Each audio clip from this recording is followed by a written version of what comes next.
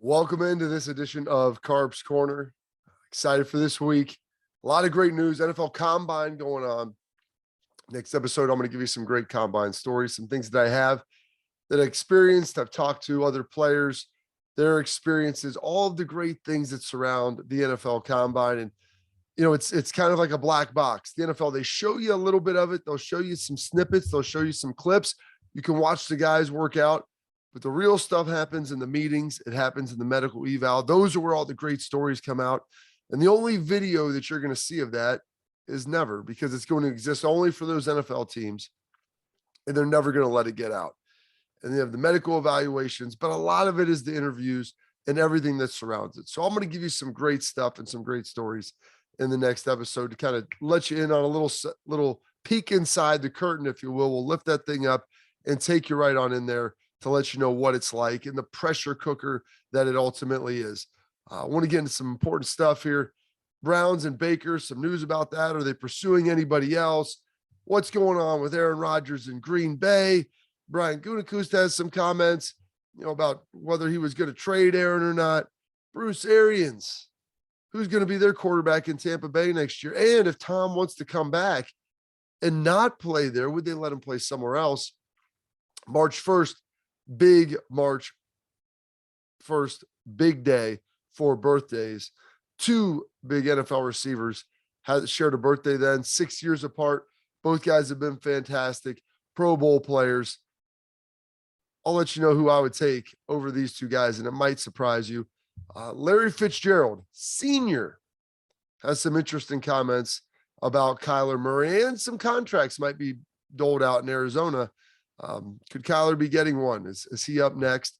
And then the NFL and NFLPA, what are they going to do about COVID? The Combine looks like it's going off basically as normal. What's the NFL going to do next year? That's where I want to start. Basically now the NFL and the NFLPA, they've declared COVID over. Protocols are basically going to be done. They're not going to be worried about them anymore. And they're not going to have the players wear all the contact tracing equipment so they can monitor where they've been, who they've been around. We'll see how they interact with the media and if they let them get back to normal, which I anticipate that they will, because the NFL knows how to promote and dominate the 24-hour news cycle, unlike any other sports entity, and really unlike any other entity in the world.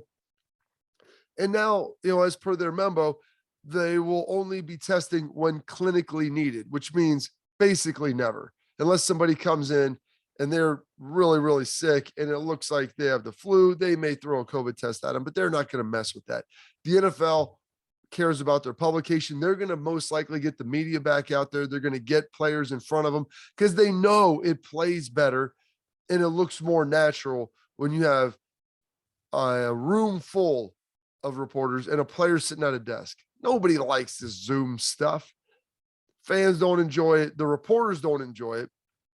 The players might not hate it because they don't have to answer as many difficult questions. It's not near as tough for them because it's tough to ask a follow-up on a Zoom when you have to kind of put your hand up and there's all these little boxes and nobody can really see what's going on. So it may actually work to a benefit of the players where they're not forced to go out there and say some things and maybe step into some stuff. And they never really have to explain themselves in a thorough way either. So it wouldn't surprise me. COVID now being done, NFL is stripping down a lot of their procedures and protocols, only when now, quote, clinically needed. Most likely going to start letting the media back around. They're going to start diminishing this tier 1, tier 2, all the different systems to make sure they kept the players separated. Because what they care most about is having the games on television, having that product. And then they care, secondly, about publicizing those games and promoting those games. And so now they're going to be able to most likely do that. And it wouldn't surprise me if this information slowly leaks out on some Friday afternoon news dumps. NFL's back to normal. Nothing to see here. We're just going to start to act as if they start issuing maybe a memo. Hey, you don't have to wear a mask in the facility anymore. You don't have to do this. Comply with your state and local guidelines. Because now the CDC says we don't have to wear masks. So the NFL, they didn't care about that stuff anyway. They put up a big show, the dog and pony about the player safety and all this stuff. All they really cared about was getting their product on the field. They're masters of marketing, and they have the best product to sell. And it's a product that almost everybody wants to consume now at this point. So we're just going to make it easy for you and let you go out there and watch it. Back to normal for 2022. And, for me, I can't wait to see that. The NFL season going off without a hitch. You saw this season, they really dramatically ramped down the testing as the end of the season approached. They didn't want guys missing games in the playoffs.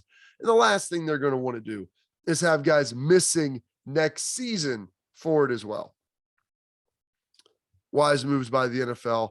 They handled COVID better than anyone else. I would recommend that the NBA, the NHL, Major League Baseball, they have their own issues. They need to get some things going and try to figure it out and try to emulate that. So before we get back into football, since I touched on Major League Baseball, they passed their zero barrier, their point of no return. There are going to be games missed now, according to the owners. They've missed the deadline to be able to get a deal done. And here's the problem. Does anyone really care? And people will have you believe that baseball's in a terrible spot. Nationally, it doesn't get much recognition. My wife couldn't tell you who any of the big time players are. When I ask her to rattle them off, she'll throw out and laugh Ken Griffey Jr., Barry Bonds, and guys like that. She couldn't tell you who Trout is, and Bryce Harper. Yeah, Bryce Harper guy. I mean, but she doesn't know really any of the big time stars. And it's a very local and regionalized sport. They do well in their local and regional markets, especially when teams are putting good products on the field. But nationally, there's not a lot of conversation about baseball, so it doesn't really have that broad appeal. It was the nation's pastime, but it has not been their present time for quite a while. And what it's going to do is it's going to always have, its diehard section of fans. And that demographic's starting to get older. But nationally, attracting new fans, out of market fans, people who maybe don't live in a Pittsburgh, you don't live in a New York, you may not live in a St. Louis. If you don't live in those cities and you can't touch and feel and experience the players anymore, and you're not going to all of those games, which they should reduce, by the way, you're losing it. You're losing it. And so the era where, people used to sit there and listen by the radio to all these games and sit there and lock in and watch all 162 games on television, like those days are done. That era, that demographic is dying off, and they're killing their local markets now without the ability to touch. And so you lose that peripheral. You don't get the whole state. You'll get people around there, and you're going to continue to have that stable base, but it's not going to grow the game. Like the NFL is trying to push it on every single person that it can. More experiences, more touch points, more coverage, national conversation all the time. That's what it wants. So Major League Baseball, the deadline came and went. In 1994, I was 11 years old. I would never played baseball, but I liked it. I enjoyed watching it for the most part. It was a little slow. It got a little boring. But I loved Ken Griffey Jr. I loved Barry Bonds, Roger Clemens, Nolan Ryan, Cal Ripken. These guys, those are the guys of my youth. Fred McGriff. I mean, all these dudes were great. And I just don't see that anymore. I cared in 90. I cared in the early 90s. I don't care anymore about it. I'll watch some of the World Series. I'll watch some of the playoffs. And if local teams are in it or players that I know, I'll tune in and watch. But this right here, this might be the final nail in the coffin of resurrection for baseball. If there was ever any hope of getting it back close to its former glory, I think this season has probably done it in. And a lot of it comes down to minimum salaries, revenue sharing with the owners, competitive markets, all these different things. The NFL's done it right. Now, granted, the NFL's player union isn't near as strong. They don't have to sit there and badger them back and forth. And there's not these debates that they have to sit there and rage on. And there's not near the negotiations because the union isn't as strong. But there's sustainable franchises in Buffalo and in Green Bay. And despite Cincinnati's unwillingness to pay and spend, they went to the darn Super Bowl this year. You don't see the same thing consistently in baseball. And there's years going into it, you have no chance. And the next year, you probably don't as well. The NFL, 2 drafts and a free agency, and you look at the Cincinnati Bengals and where they ultimately were. That's how quickly it can turn in the NFL. And you don't feel like you have that hope in baseball. And now, going to Wrigley Field is going to be great. And I'll still want to go do that and go to Fenway and go to an Indians game or go to a Reds game. But just caring anymore outside of just a social event, It's not going to happen. So baseball, congratulations. You negotiated yourselves basically into the ground. Talking a little bit, Midwestern teams. Baker Mayfield, always a hot topic of conversation. And it's been particularly intense coming off the shoulder surgery, trying to get healthy, coming off a rough year. You were the Browns were under 500. And it's amazing. You win 7-8 games 3 years ago with the Browns. You're a hero this year, expected to go to the Super Bowl or to the AFC Championship, or at least contend, win a couple playoff games, maybe win the division. Couldn't get it done. It was the other Ohio team with Joe Burrow. And that comparison probably hurts Baker more than anything else. Hurts him probably his pride a little bit, but it also is going to hurt him with the image of public perception and perception around the league. And so what should the Cleveland Browns do about Baker Mayfield? You could guarantee him being your starter, roll with him this season. You give him an extension, most likely not going to happen before the year unless he takes a big reduction. Or you could bring in someone to compete with him. Or you could maybe even trade and move on. Now, I don't think that's a possibility. I don't think him getting an extension is a possibility. So it's either A, roll with Baker, or B, bring someone in, a mid-tier guy to compete. You're not getting Russell Wilson in Cleveland. He's not coming there. You're not getting Deshaun Watson. So who could you bring in? Can I interest you in a Marcus Mariota? Could you try to make a move and maybe try to get something done, bringing in a Jared Goff? Would that be an upgrade? A Mariota, another one of these high drafted players, a Carson Wentz. Are those guys upgrades? Maybe they are. Depends on who we see from Baker this year. Do you see 2021 Baker or 2020 Baker? And that's the difference of what they're going to have to find out. I would personally bring in competition. I'd bring in Marcus Mariota, someone like that. Maybe a Carson Wentz, if he would be willing to sign there. Maybe a Maserati Mitch Trubisky. He's a Cleveland native. And let him compete. I think Baker should be able to beat all those guys out. But does Baker believe he can do it? And how offended would he be should somebody else be brought in? That's the question. How offended would Baker Mayfield be if you brought in a Marcus Mariota, a Mitch Trubisky, a Carson Wentz to compete with him? Baker, you're the leader. This is your job to lose, but we brought one of these guys in. You going to pout in the corner, or are you going to go out there and compete? I know he views himself in high regard, and I like Baker. I think there's a lot of really positive attributes about him, and the guy has grinded his way through his entire career. And so I would look at him and challenge him. We think you're better than these guys, but we've got to protect ourselves. We've got a really great roster around you. We're going to get some receiver help, but we have to make sure we have this position right. We have to make sure your shoulder is going to be right. You have a man-to-man conversation. If you play well and we're rolling, middle of the season, they'll get a contract done. And they'll pay him probably everything that he wants. But I have to protect myself. And if he can't handle that, bringing in competition that I don't think he can handle being a quarterback in the NFL, and especially not for someone like the Cleveland Browns, who are always going to be a hot button. Brian Gutekunst, general manager for the Green Bay Packers, up at the podium, talking like all the GMs have to do now. All the coaches do that. That's one of the great things about the combine, providing a lot of content. They'll get up there, and they're all lying right now. But apparently he came out and said that, there was no trade that was going to be promised to Aaron Rodgers last year. And then people ask some good follow-up questions now because a lot of this is in person. Hey, you said you weren't going to trade him, but has anybody called about trade? And to that, he responded, nobody has solicited trade offers for Aaron Rodgers. Well, here's why. It's Aaron Rodgers, okay? If he wants to be traded, the league will know that. There then will be people calling, right? Nobody's calling right now on this. They don't know if Aaron wants to be back there. What's the point of calling about a guy who you don't know if he even wants to play for your team? Some of those back channel meetings and things will begin to occur should people understand that Aaron Rodgers no longer wants to be a Green Bay Packer and still wants to play football. So I think there's a possibility that Aaron might be done. I think he still wants to play. I think he ultimately ends up with the Packers. But for Brian Gutekunst to come out there and be like, no one's called, you were in such a good place with your quarterback. When people have asked if you called, hey, those things are internal. I'm not going to get into the business of our Pro Bowl quarterback, our All-Pro, our reigning MVP quarterback. If people have called, we'll keep those discussions internal. Our goal is to keep Aaron Rodgers with the Green Bay Packers, and we're going to do everything we can. Just like Tampa Bay did for Tom Brady, our goal is to do everything we can. We're in the midst of restructuring all these deals. We're going to try to get Devontae Adams under contract. We're going to make sure Aaron Rodgers has everything he needs. Not going out there and basically trying to allude that Aaron doesn't have trade value. No one's called, so no one must want him. That's what you could logically infer from that.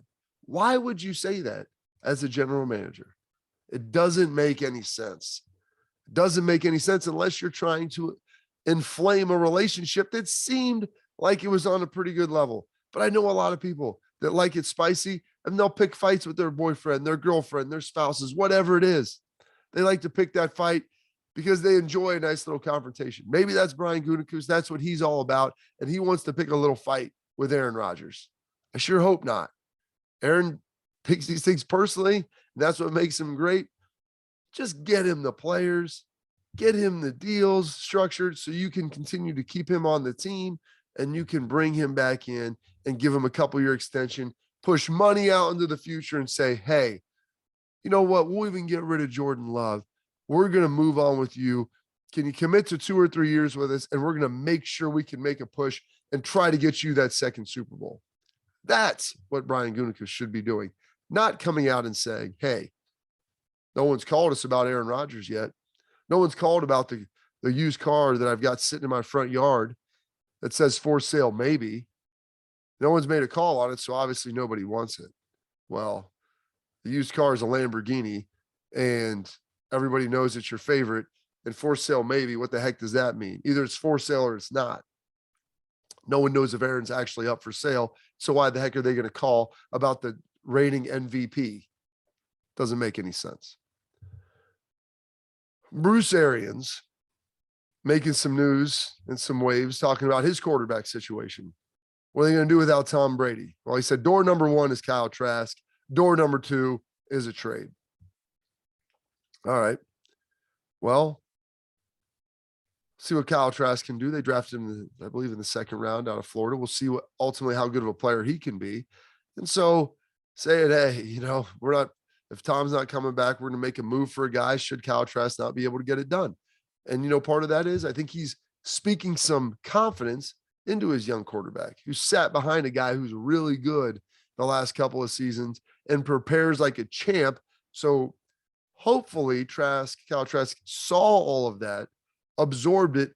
And I'm not saying he's going to go out there and be Tom Brady, but will at least embrace his process of understanding of how to become an elite player.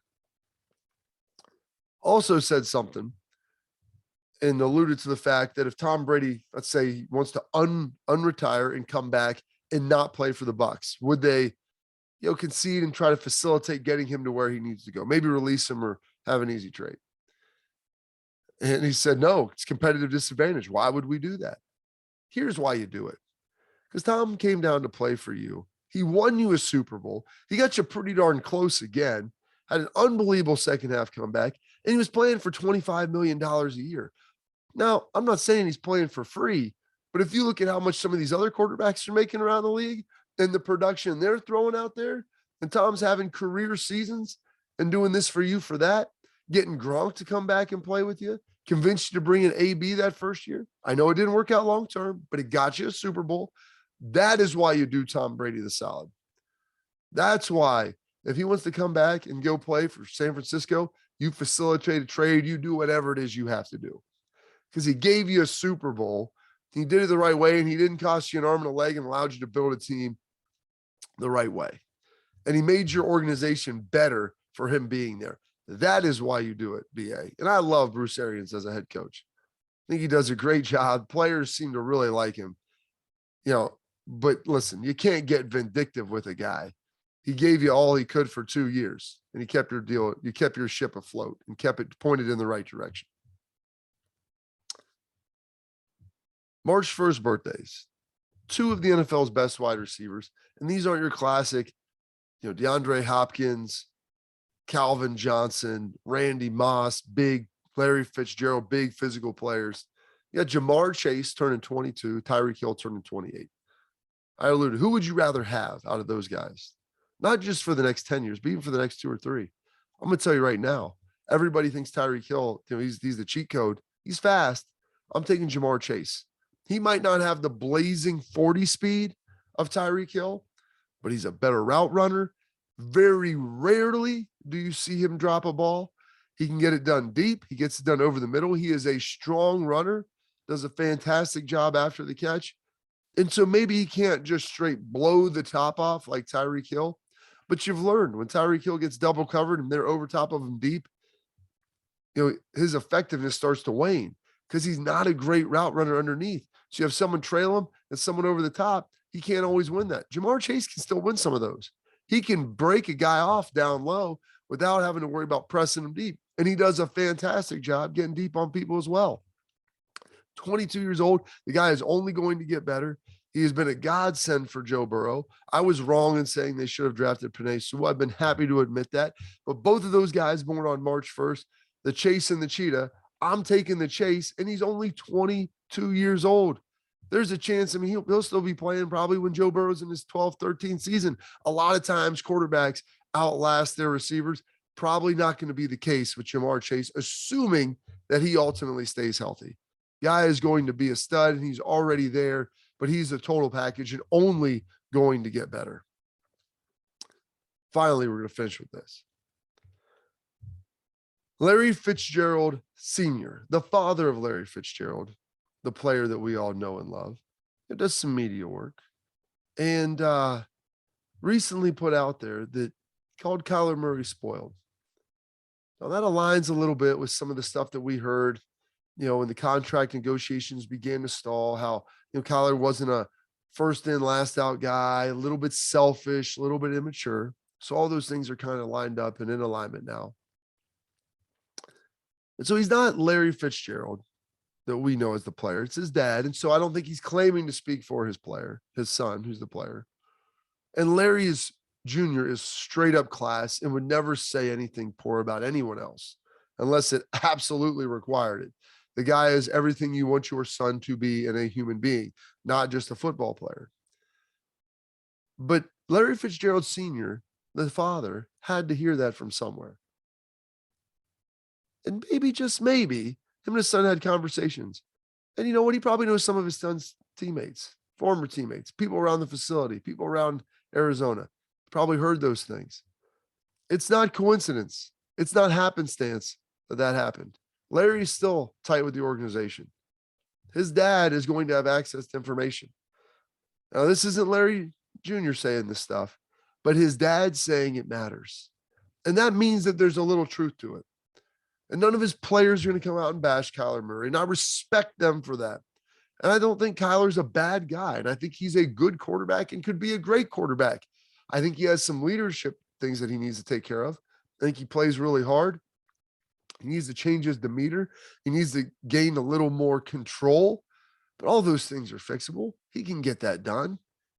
But very, very revealing that the father of arguably the greatest player of recent Cardinals memory of the last 30 years would say something like that. Because he's not going to say it without grounds for saying it. And if there's not a large percentage of truth to it, he's not going to throw it out there. Now, with that, you've got some new contracts. Steve Keim, GM, Cliff Kingsbury, both get new deals, marry them together through 2027. I think that's ultimately good news for Kyler Murray. Because if Cliff's there, he wants Kyler. Now, Cliff came out and was like, I love him as a player, this and that, contracts, business. We're working on that stuff, to paraphrase. But Cliff came there. He wanted Kyler. They moved on from Josh Rosen because they hired Cliff Kingsbury, who wanted Kyler Murray. Keim has to be on board with that to be able to do that, because you're not drafting quarterbacks in that short of duration unless you think that the next guy's the guy and your coach is all in on it. And so they believe in Kyler. They just want to see more. They want to see the leadership aspect. They want to see him be able to step up to the plate and be the guy that they hoped he could always be, not just as a player, but as a dude too. Because if you look at the elite franchises, and they have won and had a lot of success, they are led by alphas, alpha males who take control of the situation. That is what they're begging Kyler to do. It's not JJ Watt's team. It's not Chandler Jones' team, not DeAndre Hopkins. Larry Fitzgerald, he's gone. This is Kyler Murray's team. Larry basically passed it off to him and said, this is your team, big dog. Go get it. Now your owner, now your GM and your head coach, they're married with you. And they're married to each other through 2027. They want you there. You've had a lot of success with them. Listen, go out and have a great year. Get your big money. Then you can get 50 a year. You go win the NFC West. You go make it to the divisional round, make it to an NFC championship game. I'm not saying you got to go win a Super Bowl, but make some progress. Have some success in the playoffs. Continue to stay strong. Don't give me this Pro Bowl crap when you're the second alternate or whatever, and you're getting in when guys are opting out. Go do that one more time. Show some consistency, and your GM and head coach, they're going to make sure you get paid. That's all for this edition of Carps Corner. Tune in next time. We're going to have some combine stories. Get you going. Make sure you subscribe to this. And I'm going to keep cranking stuff out more and more and more as the off season continues to roll along.